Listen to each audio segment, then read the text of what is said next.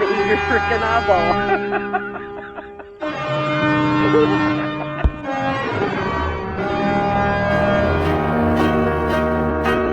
Get ready, kiddos. We're about to see Uncle Jekyll. But I don't want to go to Uncle Jekyll's. That house is a madhouse. You're going, and that's final. But I don't want to go to Uncle Jekyll's. For heaven's sakes, child, he's just a clown. Welcome to Uncle Jekyll's Madhouse, where we discuss all things horror and professional wrestling. I just keep eating you. Hello, boys and girls. Tonight, I'm Uncle Jekyll, and this is Mr. Whiskerson. Welcome to Uncle Jekyll's Madhouse. Ooh, tonight's movie stars Lon Chaney, and it's The Indestructible Man. Ooh, Lon Chaney. Imagine Lon Chaney like a killer, Incredible Hulk. Bullets won't stop him. Bazookas won't even stop him.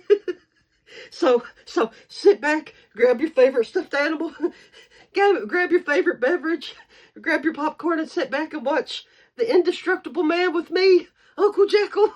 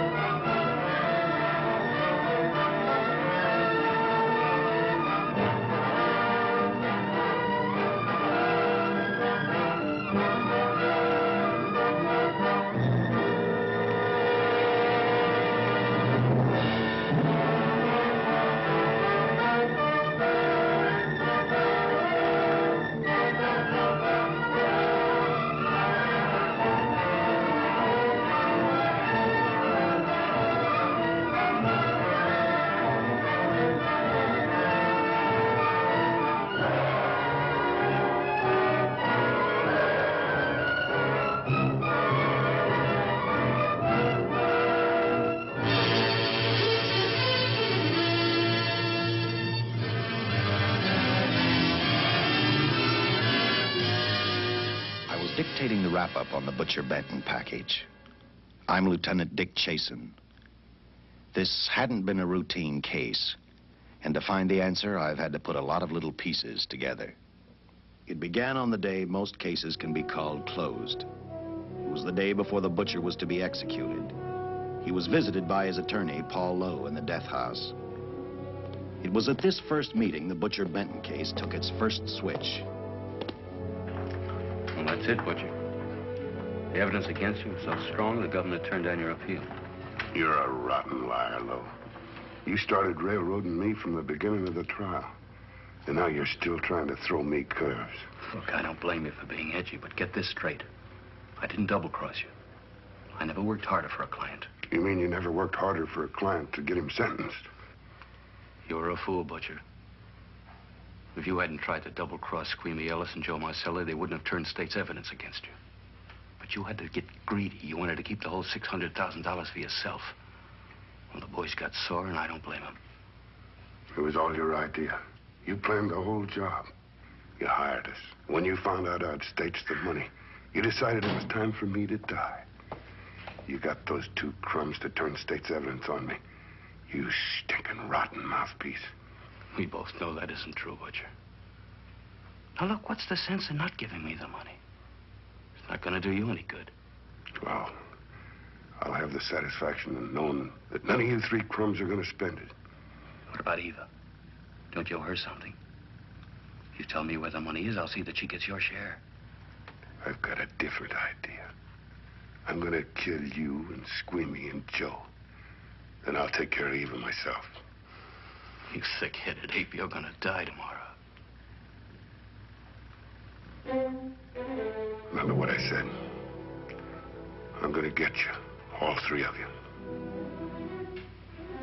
Even for you, Butcher, that'd be quite a trick. So long, dead man. Remember what I said. I'm gonna kill you. All three of you.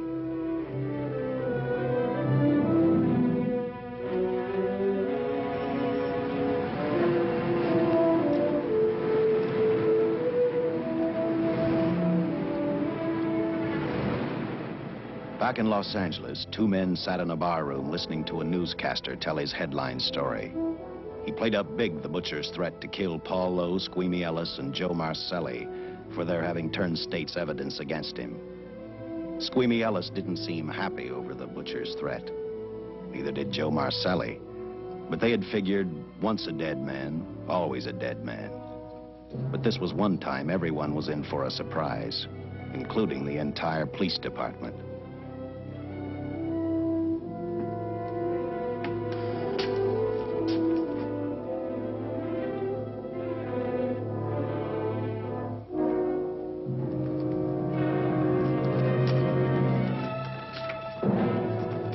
You seen the headlines, Captain? Teletype just came in from San Francisco. Butcher's execution is set for 5 o'clock this afternoon. And like the newspapers say, he still refuses to talk about that stolen money. Well, I still have hopes of coming up with something. That's what I dropped by for, Dick. With Butcher's execution, the department's marking it case closed. That means you'll be reassigned. I've spent a whole year trying to break this case. As far as I'm concerned, Butcher's death is just the beginning. Of course, I can't prove it, but I think that Paul Lowe was the top man. And even though I have to keep working on it while off duty, I'm going to get Lowe, Squeamy Ellis, and Joe Marcelli. Okay, Lieutenant. Officially, I've taken you off of the case. Unofficially, I wish you luck. Do me a favor. Keep me posted. Will do. Thanks, John. I headed for Eva Martin. She worked in a local burlesque house. I'm a cop, and my job is to ask questions and get answers. So I decided I might as well start again with her.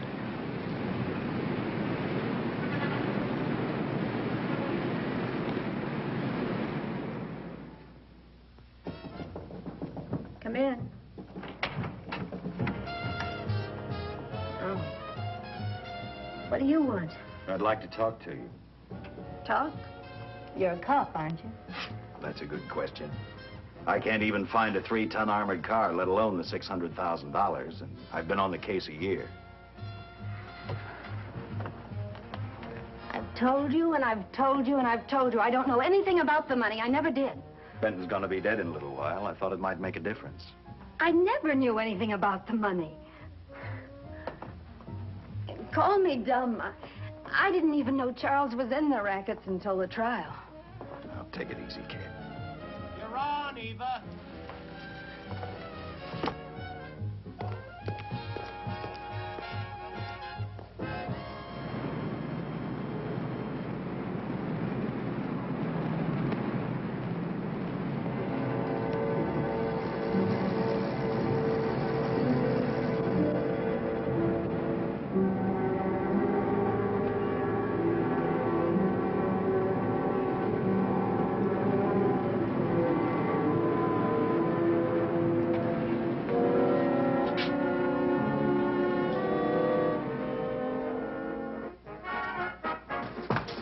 Honey, here's your wrap.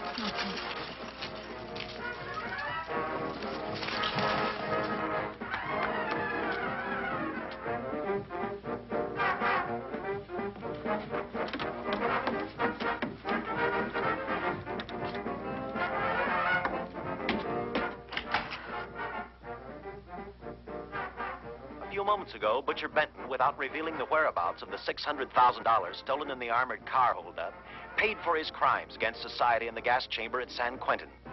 Now for a look at the international scene. Today...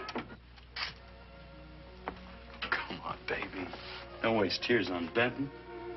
I feel so badly about Charles. If I'd known, maybe I could have done something. How about a drink? We could both use one. An artist can't drink while she's working, Paul. Boy, see.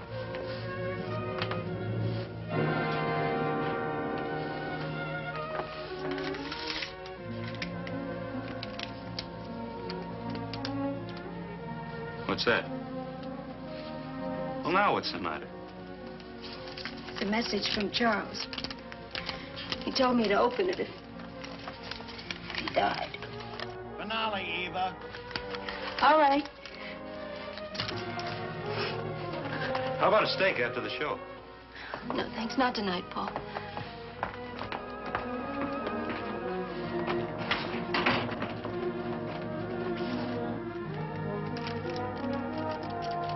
I didn't find out until much later, but Paul Lowe, in opening the letter the butcher had given Eva, found a map outlining a section of the city sewer system. And clearly identified was the spot where the butcher had hidden the stolen payroll. He replaced it with a $50 bill. I guess he figured $50 to gain $600,000 was not a bad day's work.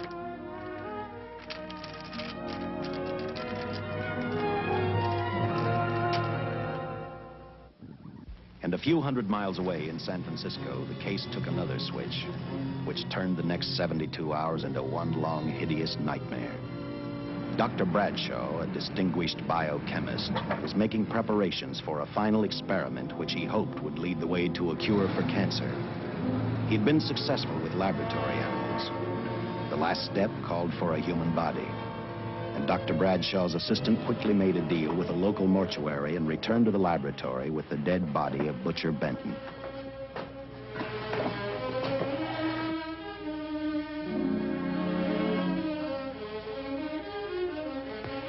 You made good time. Well, I didn't waste any. Any trouble? No, I just handed the money over and moved the body into your station wagon. That was that. Good. Get a syringe.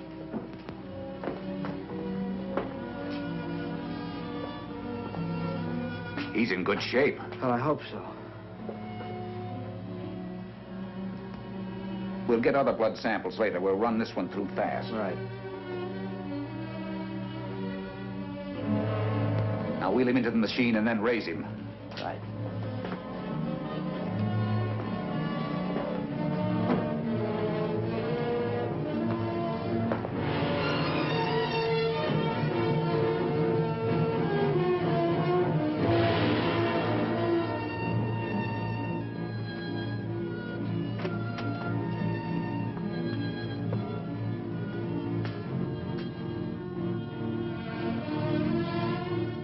Ready? You mean you're going to give him 287,000 volts? Yes, yes. I'll get the fluoroscope set. We'll check with that before we start dissecting. Turn off the lights.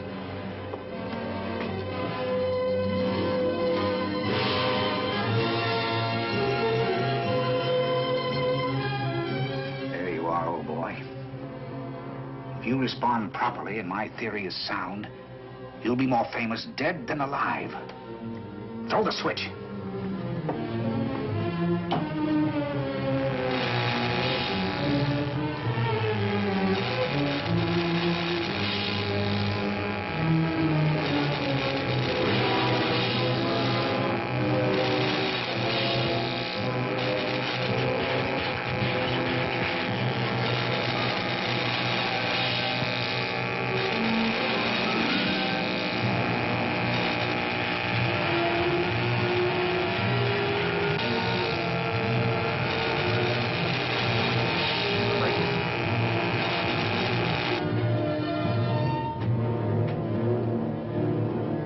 Wait, I thought I saw a pulsation of the heart.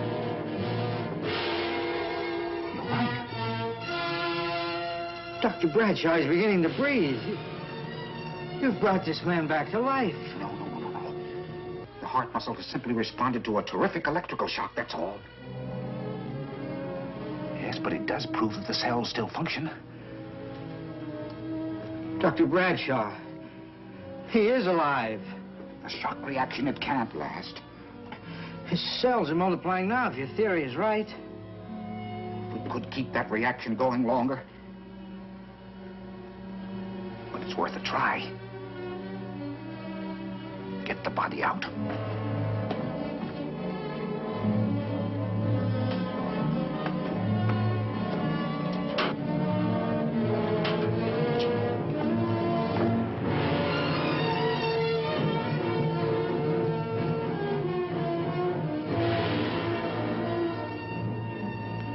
Get some adrenaline from the supply room. Some amyl nitrite, too. Hurry, hurry.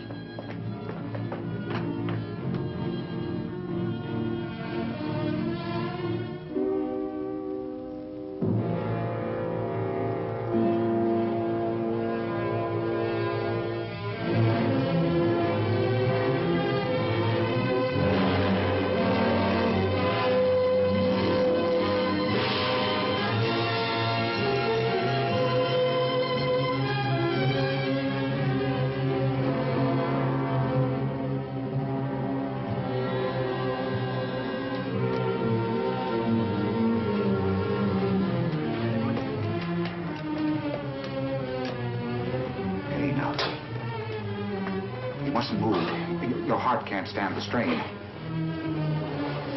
Now, you must lie still. Please, please. Easy now. Easy. Easy. You must lie. Easy. Please. Oh!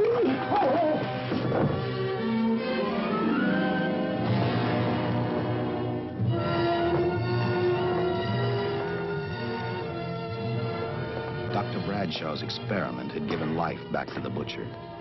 He tried to talk, but the electrical voltage had burned out his vocal cords. Yet it hadn't destroyed his brain. He knew who he was. He knew who he hated. As he stumbled about the room, I think he thought only about one word: kill Lowe, Squeamy, and Joe Marcelli. The tremendous electrical voltage that Dr. Bradshaw had given the butcher had increased his cellular structure to the point where he was no longer a man. Dr. Bradshaw's experiment had created a vicious, brutal animal with an almost inconceivable amount of strength. Dr. Bradshaw must have believed the butcher's regained life would last for only a few minutes. Therefore, instead of calling for help, the doctor decided to handle his creation alone. Now, easy, Benton. Just relax. I'm a doctor. I want to try to help you. Do you understand me? You're in my laboratory. The execution was carried out and you were declared dead. I tried an experiment on you and brought you back to life, although I didn't intend that. Now, you've had a great shot. Now come and sit down. Now, be quiet. Now, come and sit down. Take it easy. That's the boy.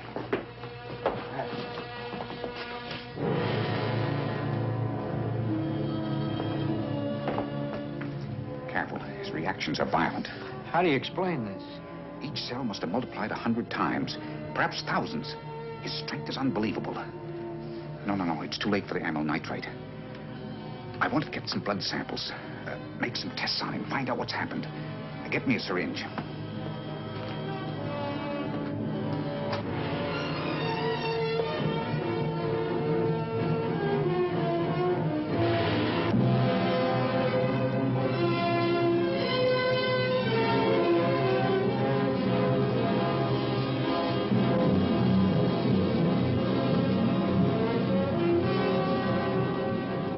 The needle penetrate the skin. Tissue must be nearly a solid mass of cells. How are we going to get the blood sample? Surgically, perhaps.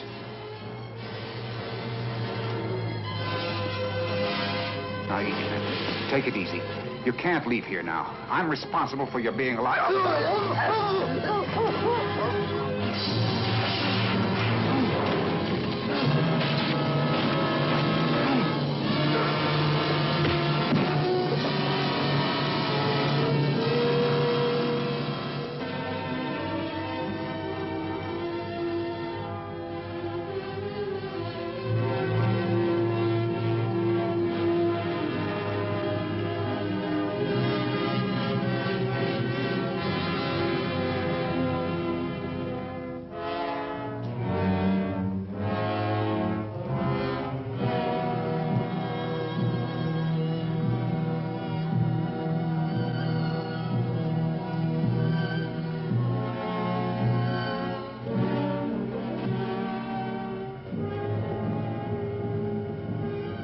Towards the end of this case, Captain Lauder and I found out the doctor and his assistant had been murdered.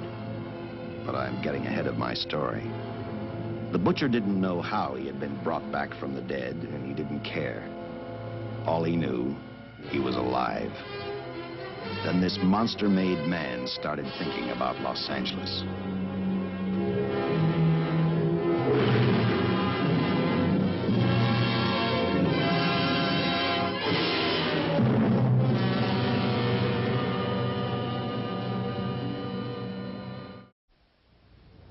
On that very night back in Los Angeles, I decided to stop playing detective for a little while.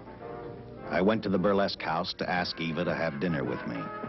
After all, the butcher was dead, and if I got lucky, sooner or later, I figured Paul Lowe would lead me to the stolen payroll. In a way, that possibility made me even feel better. It's not fair to watch the show from backstage. Next time, I'll pay admission. I take it by that remark you like my routine. Yeah, you're pretty good. What I can't figure out, though, is why you stay in a place like this. It shouldn't be hard for someone like you to get a job in a class spot. If you weren't a detective, I'd be willing to bet with a line like that your next remark would be, how about dinner? Well, not exactly dinner, but a hamburger might be a good idea. If you're asking in an official capacity, I can't say no. I'm off duty. For the past 6 months, all I've ever called you is Lieutenant Chasen. Do you have a first name? Uh-huh. Dick. Give me 10 minutes for a quick change, because you just made yourself a date, Lieutenant. I mean, Dick.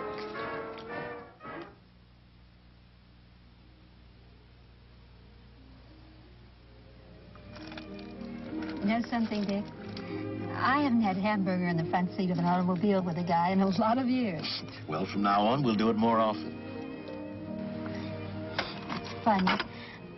I always figured a policeman wasn't really a human being. I mean, unless he was arresting someone or trying to solve a case, he was unhappy. Shows you how wrong you are. In fact, everyone on the force gets fed up occasionally with the job they do. Maybe we're more human than anyone else. We see so much trouble, we get to hate the word. But as long as the world's filled with people, there'll have to be men who enforce the laws. What made you join the department? Now who's making with the questions? No, honest, I'd like to know. Well, it's really a very short story. When I got out of the Air Corps, I knocked around for a while. Well, I went to work for an oil company. One day, I went back to college on the GI Bill. Just before graduation, I noticed all about the police department exams. It seemed a pretty good thing to do with your life, so I took the exams, passed, then went on from there. If I ask one more question, will you give me a straight answer? Try me. Am I still part of the Charles Benton investigation? I mean, right now. I don't think so. As far as the department's concerned, when Benton was executed, the case was marked closed. But inside of me, that's not good enough. I don't follow you. Well, the $600,000 is still missing. And a fast-talking underworld lawyer like Paul Lowe is walking around a free man. Someday, no matter how long it takes, I'll get him and the money. Until I do, the Benton case for me is not closed. I give you my word, Dick. Charles Benton never told me anything about the money. Oh, I've been sure of that for a long time. But how did you ever get mixed up with anyone like the butcher? As trouble ever started, it just happened. I had a roommate who used to date Benton all the time. One day she packed and left for Chicago. Benton carried a torch for her, and he used my shoulder to cry on. First thing I knew, we were having dinner together, and a few weeks later, I was labeled by the police as this #1 suspect and Benton's girl. But it was never like that. I made only one mistake. I felt sorry for him. You mean, until he was arrested for the robbery and the killing, you had no idea how he earned a living? I know this is going to sound crazy, but I only went out with Benton a couple of times. And all we ever talked about was Madge, my old roommate. The last time I saw him, he tried to get too friendly, and that's when I told him he had the wrong girl. But like I said, I'd already made my mistake. What about the burlesque house? How do you two fit together? You sound like a lot of other people. I left a small town a couple of years ago because I won a beauty contest, and the first prize was a screen test. After which, nothing happened? That's right. Only, it was pretty rough. And then one day I read an ad about girls wanted for a burlesque show. I auditioned and I got the job. You know something? It's like any other job. If you're looking for trouble, you can find it even in a schoolroom. Well, when the screen test didn't work out, though, why didn't you go on home? Well, first you have to have a home to go back to. My folks are dead, so Los Angeles was as good as any place else. I don't know about you, but I do 8 shows a day, and at this hour I'm bushed. I know what you mean. Mind if I drive you home? No. And I'll tell you something else. I haven't minded anything about tonight. Not even the hamburger. I kept playing tag with Lowe. He made 4 telephone calls. 3 of them didn't interest me, but one did. The one to Joe Marcelli.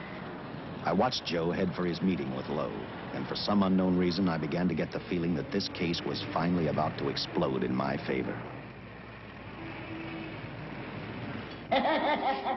You see what I mean? Well, look at that, will you? I seen him stagger on 2 legs, but he's doing it on 4. Shut up, you flea bag. Well, look who's calling names. At least I ain't a squealer, a stoolie. I warned you before. All right, Harry, that's enough. I'll take care of him. I want to talk to him. Okay, Mr. Lowe. With any future business you've got with this psycho, take care of it upstairs in your office. You keep showing around here, sooner or later he's going to get slugged, cripple or no cripple. All right, shut up, Jim. Sit down.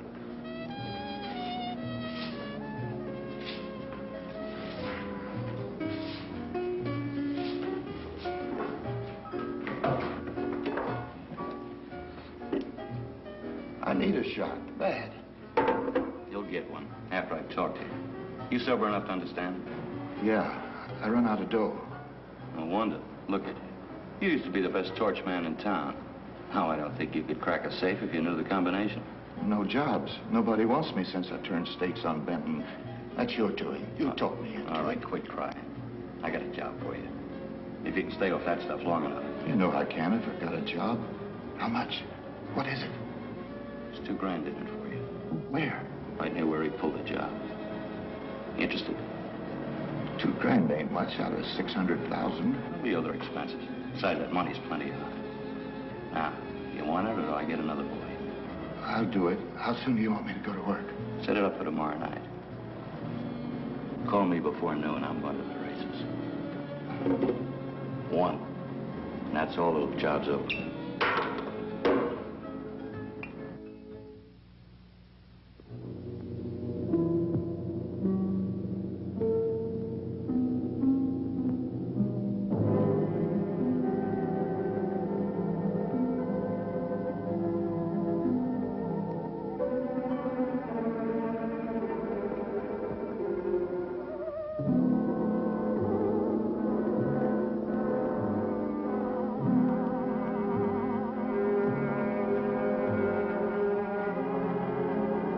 The butcher was walking slowly toward Los Angeles. He'd traveled through wooded hills to prevent being seen by anyone. Finally, he came to a quiet road. He stopped to get his bearings. And then he saw her. He saw something else. An automobile. For the butcher, that rang a bell. With a car, he knew by the next afternoon he'd be in Los Angeles in plenty of time to catch up with the 3 men who had double-crossed him.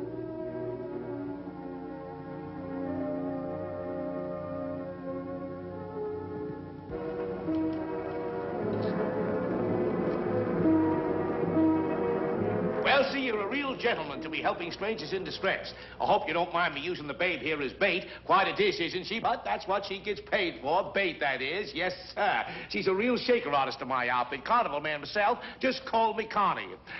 Yeah.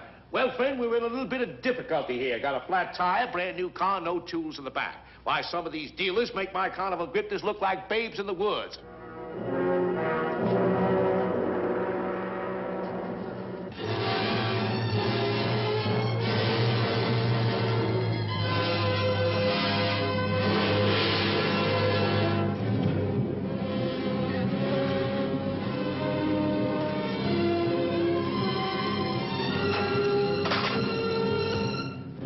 Gill, holy.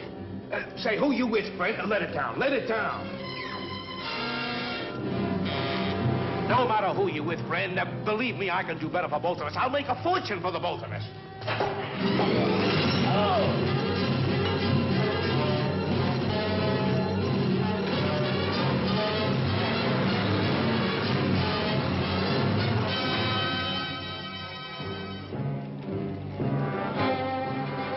An hour later, the San Francisco Police Department sent out an APB. Squads were sent to various parts of the countryside.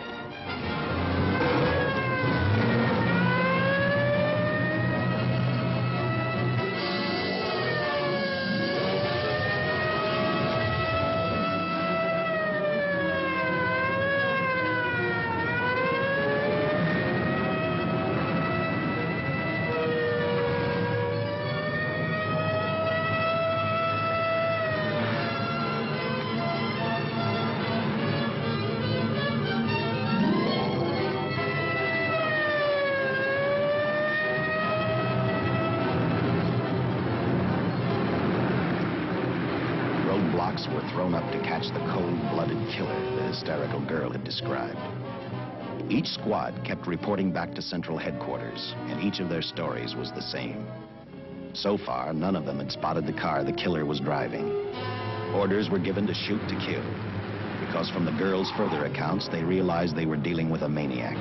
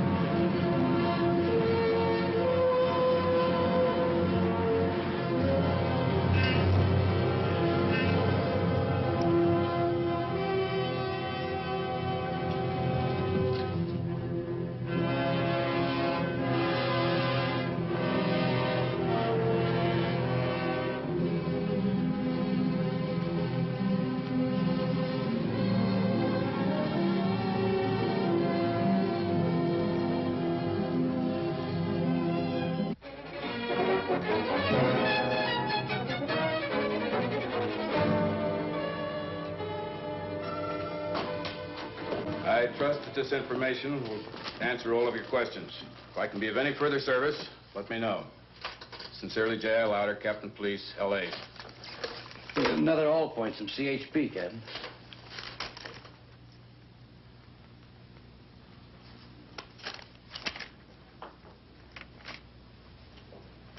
These reports sound like they come from a bunch of loonies. You sure do. There it is. Sergeant. Yeah. I want Lieutenant Chasen to look these over as soon as he comes in. All right, Captain.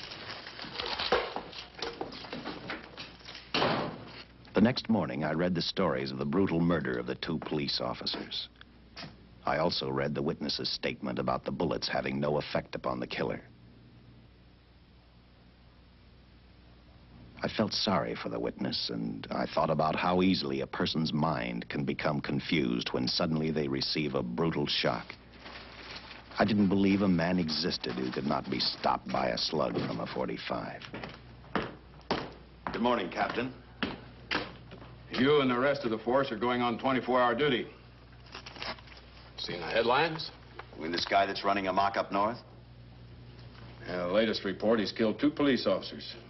Made a getaway in a green coupe heading south. I've got a hunch this killer's gonna be our baby. He could be in town right now. Yeah. You better get started, Lieutenant. Okay. Any new leads on that hold-up money? I think the girl can probably be counted out. If any of the others are wise, they're keeping mighty quiet. Let it ride for now. The whole force is going to be on the spot until we catch this killer. Newspapers will have a field day.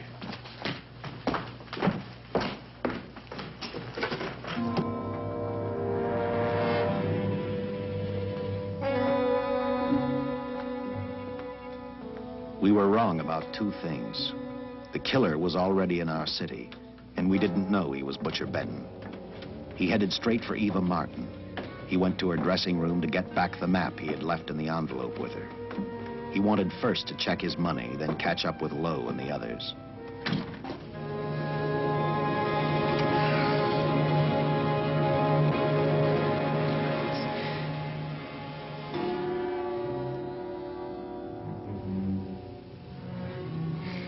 can't be.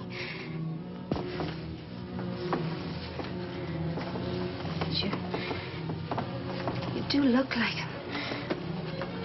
Only different somehow.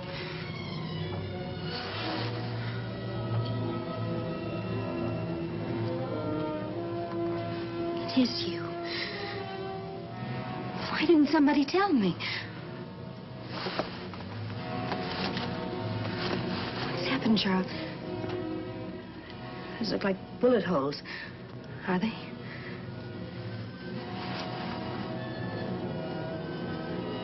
There isn't even a mark.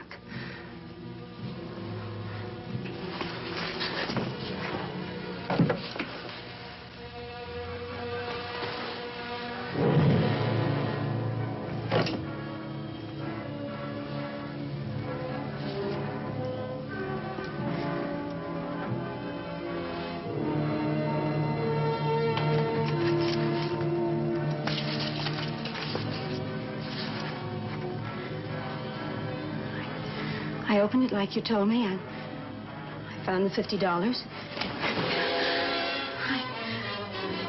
I didn't know why you left him. Oh, Paul didn't know why he was here.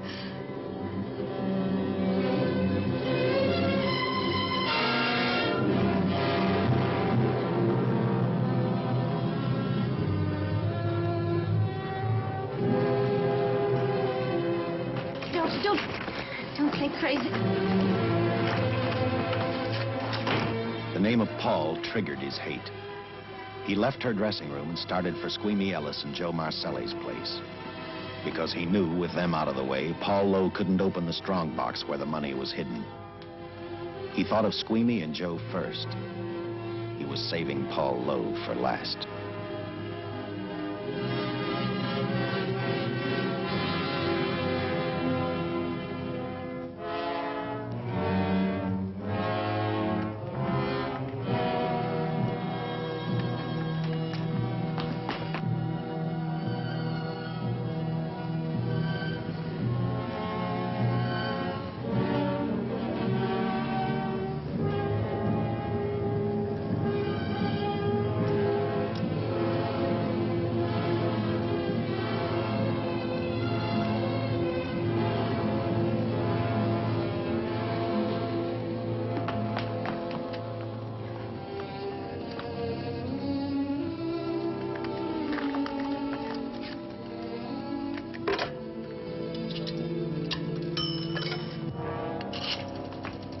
Eva, can I borrow your eyebrow pencil?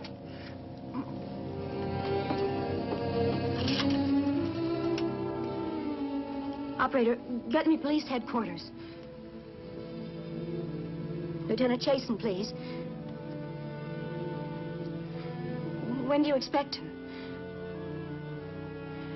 Well, tell him Charles Benton is alive, and even bullets can't stop him. I'm not crazy. Just say a friend of Charles. He'll know.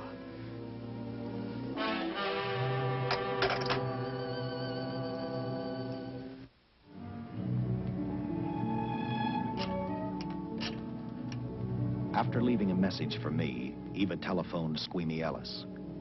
She tried to tell him the butcher was alive and on his way over to kill him. Squeamy didn't believe her, and in a way you couldn't blame him. Who in their right mind would believe a man had returned from the dead?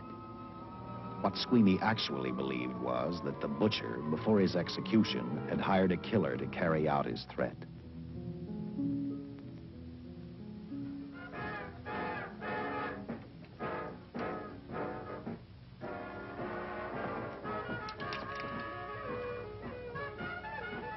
You sick? What? You don't look so good to me. 10 minutes, Eva. All right. Say, Eva, I could take over the matinee trick for you. What? It's easy. It's okay, Eva. I can do it. Scub-up-de-doo-doo-doo. Oh, I'm... Francine, I just thought of something. Yeah? Eva agreed to let Francine do the show. She hoped she'd be able to interrupt the butcher before he arrived at Squeamy's hotel. Or, failing that, at least be able to warn him to stay out of sight. You wanted me, Captain?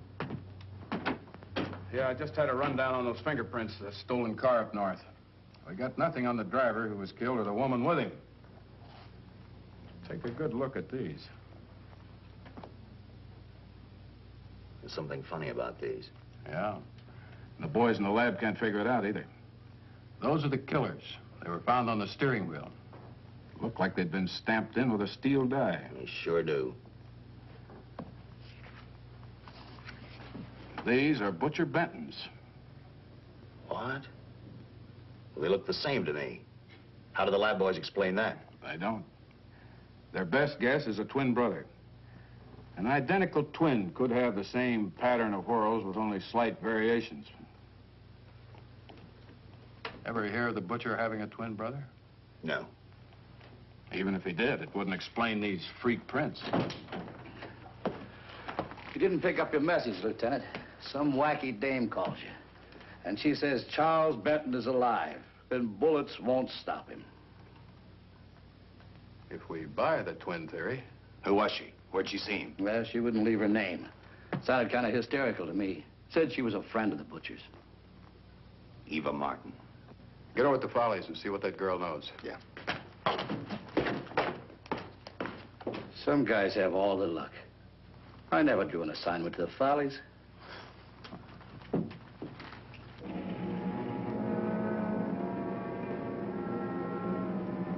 Meanwhile, the butcher headed for Squeamy's hotel. He didn't seem to be in any particular hurry. Actually, he seemed like any normal person, on his way to work or on his way home.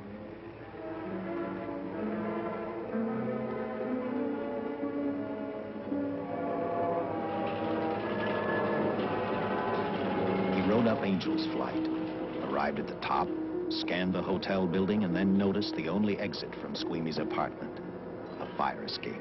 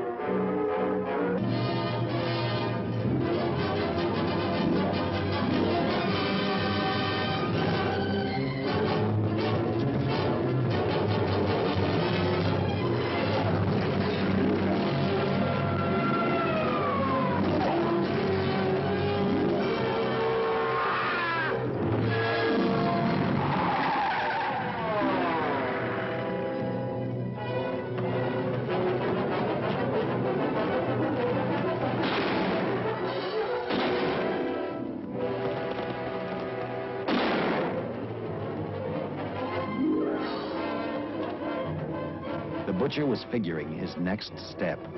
And as he looked at the dead cop, he thought about Paul Lowe, the next man on his list. Seen Joe Marcelli?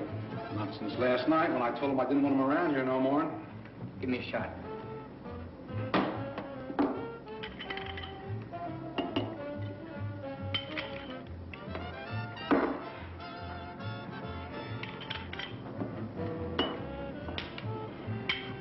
Look, I need help. Just found out that Benton's hired a killer to get me. He's after Joe, too. Then Well, then drink up and get out. I don't want no trouble around my place. You're a real pal. Drink up and get out, I said.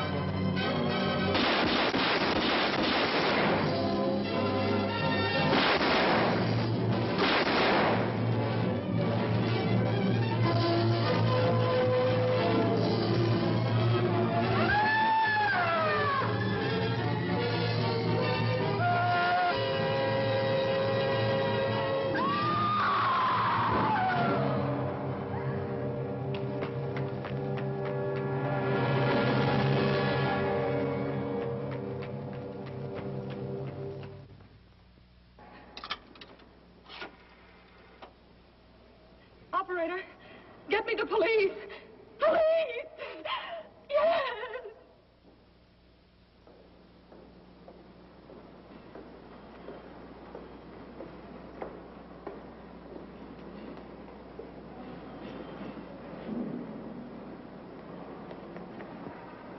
What's happened? A guy named Squeamy got thrown from the 5th floor. He's deader than a mackerel. Customer of mine. You mean Squeamy Ellis? Yeah, that's it. Just Squeamy. No one else was killed.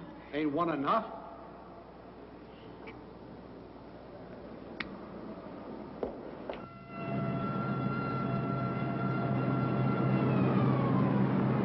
I tell you, the bullets never even phased him. He must have been wearing a bulletproof vest. God help us when the papers get a hold of this. Keep an officer on duty here till you hear from me. We'll get a stakeout on Joe Marcelli.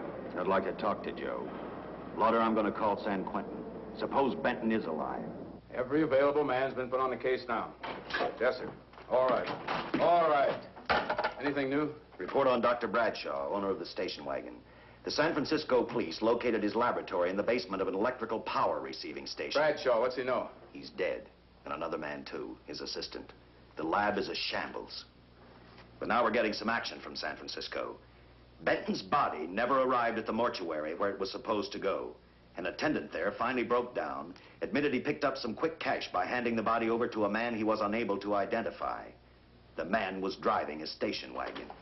Blasted man, the chief's on my neck, and the commissioners are on his, and the mayor's on theirs. Now, am I supposed to tell them that our killer is a dead man?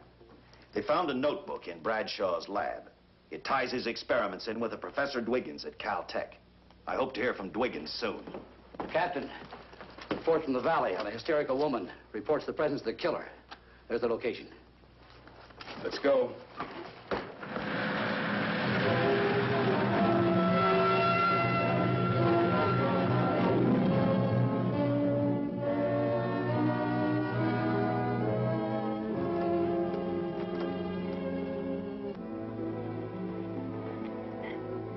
You and your boyfriend had a little fight, and he got out of the car to take a walk. You noticed that he walked down toward the sump area in the direction where you'd seen those lights a short while before. What happened then, miss? Please try to tell us. Well, I just sat there a few minutes, I guess. I was pretty mad. Then there was a loud crash, like heavy metal, sort of, from down here. I got out of the car to get a better look.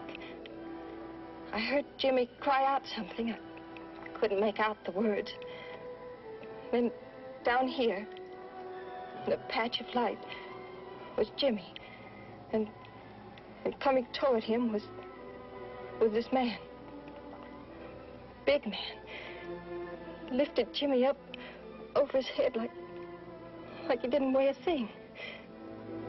Jimmy screamed. Just once, before he broke Jimmy's back. I heard it snap, not far away. Then I started running till I found this house. They let me use the phone. Thank you, mate. We'll see that you get home all right now. O'Malley, see that the young lady gets home all right. Paul Lowe, while driving to his office, heard a radio commentator report the murder of Joe Marcelli. And what shocked him most was when the broadcast identified the killer as possibly being the butcher. Lowe headed straight for Eva Martin at the Burlesque Theater. Oh, you gave me a start, Mr. Lowe. What are you doing here? Where's Eva? Oh, I'm taking her place. I'm going to wear her costumes. What's it to you? I asked you, where's Eva? Hey, don't get physical. Well, watch your tone of voice, Buster. I told you. Little Eva isn't here. I could see that for myself. Where is she? She's at police headquarters. That's where she is. Yes, sir. No, sir. Captain Lauder's still with the mayor. The killer dropped out of sight. He was last seen in the Hollywood area. Yes, sir. We know he's dangerous. Every angle's being covered. Yes, sir. I'll tell him.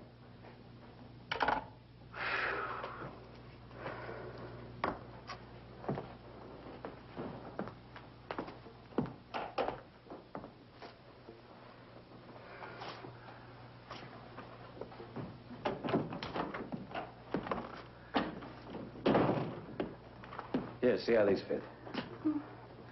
Low heels. I'm sorry. It's the best our wardrobe department can afford. Any idea how soon the captain will be back? Now, look, I'm going to see the captain if I have to wait here all night. Paul. Paul, Charles killed Squeamy and Joe.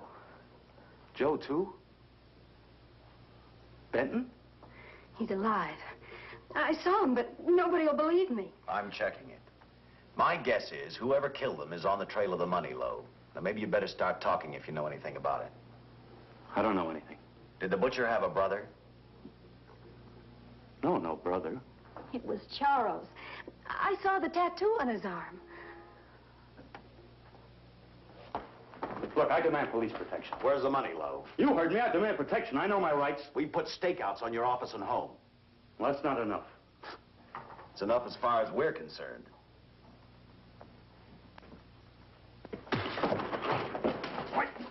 Now you gonna book me, Sergeant? Then throw away the key.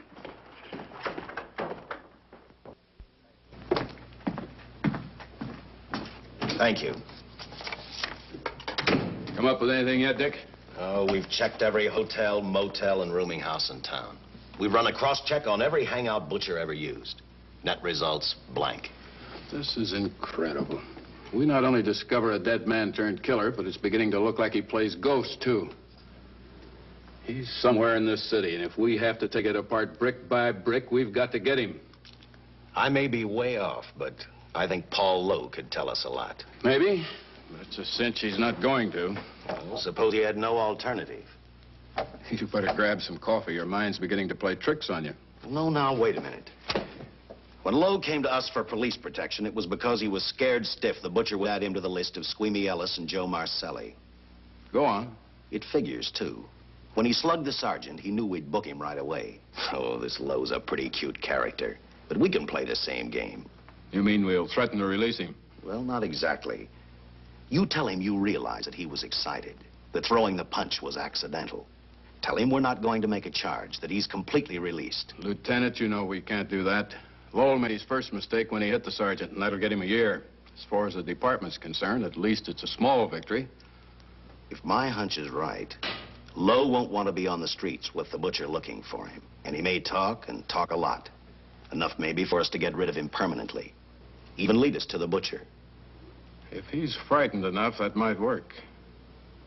But if it doesn't... No, Dick, I'm not going to release him. I want him out of my way so bad I can taste it, but not bad enough to be responsible for getting him killed. The good thing about that, Captain, is the fact we know it, but Lowe doesn't. Let's give it a try. All right, Lowe. Come on out. I think you'll find everything in there.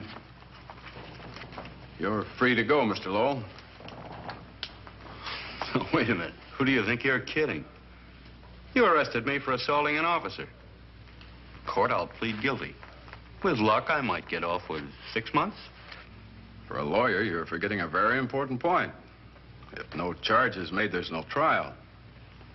It was a tough day for everyone. We figured your nerves were on edge, and when you threw the punch, you didn't know what you were doing.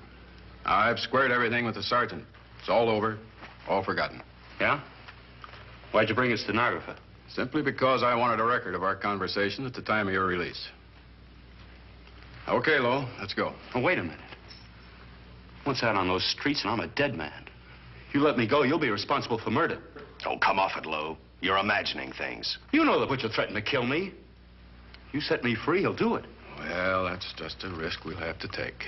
But the way I look at it, Mr. Lowell, you'll be okay. Look, Captain, I'll make a deal with you. You keep me here, and I'll tell you how to recover the money. Maybe even catch the Butcher. No deals, Lowell. You'd probably tell us anything just to stall for time. Come on, let's get out of here. Now, wait a minute. All right. I'll tell you the truth. Start taking this down. I, Paul Lowe, hired Butcher Benton, Squeamy Ellis, and Joe Marcelli to pull off the armored car holdup. And then Lowe continued with his confession. He told us about finding the map. He showed us the exact location of where the Butcher had hidden the stolen payroll. And he gave us a most important answer. The explanation as to how the Butcher was able to elude detection. His means of escape was the sewer system beneath our city.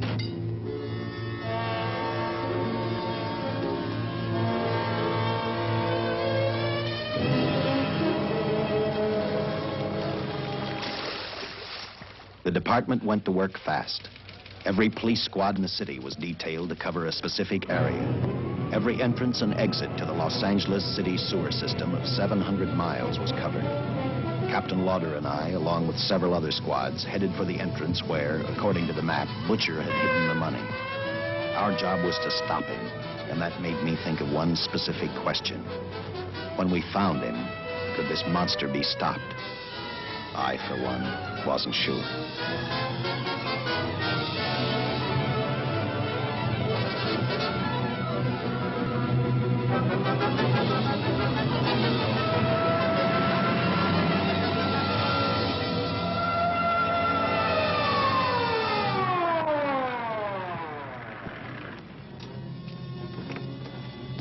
Everything all set, Lieutenant? City engineers mapped out each possible exit. A squad of officers are spotted at every point. If the butcher can be caught, now's the time. Well, after I talked to Caltech, I called on the fire department for a little help. The professors thought a flamethrower might stop him. Flamethrower? I suppose their boys have had a chance to join our squads by now. I see we have one with us here. Have you thought about what'll happen if this doesn't work? No. I've been praying too hard that it will work.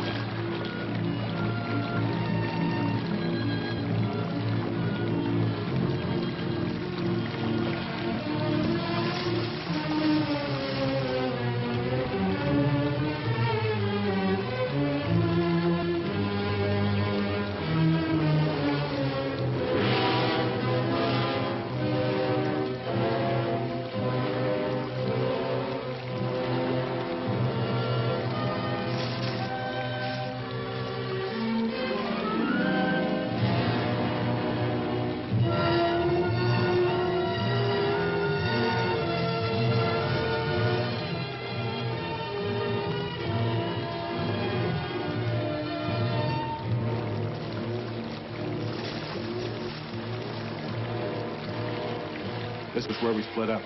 I'll go straight ahead.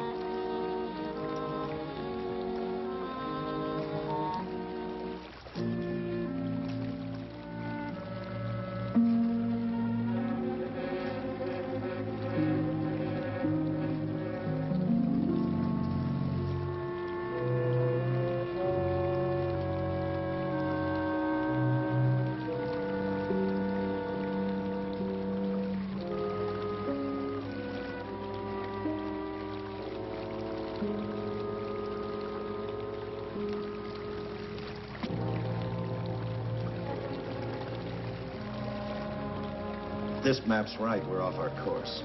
We'll have to backtrack.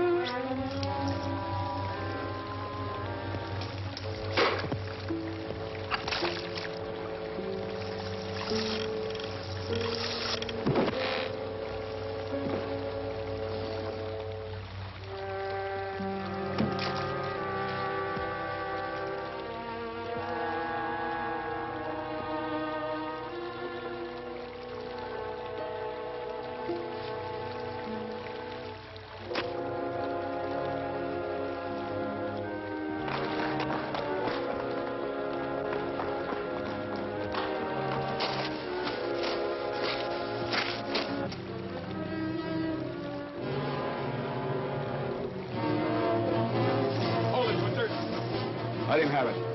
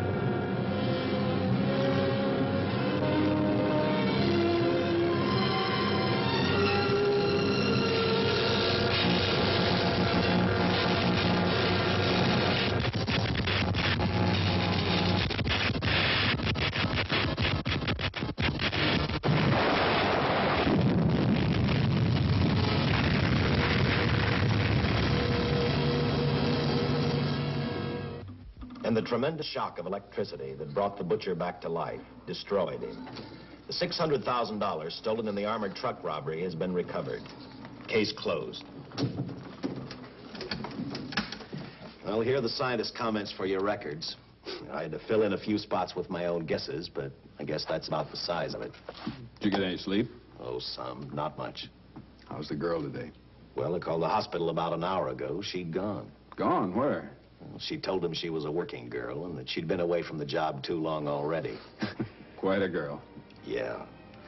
Say, how about that time off I've got coming? 48 hours, beginning right now. Get some rest, Dick.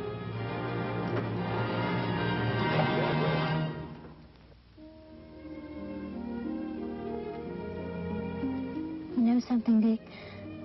The past 72 hours seem like a bad dream.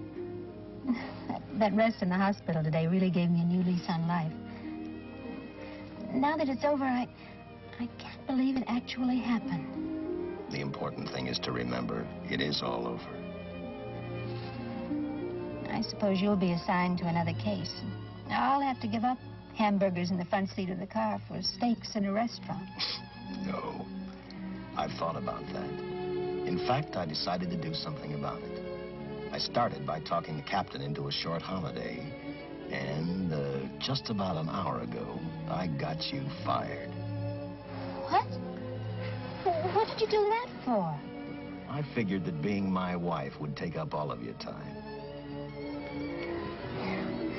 Even if I wanted to say no, I couldn't. You're not supposed to say no to a detective. I figured that, too.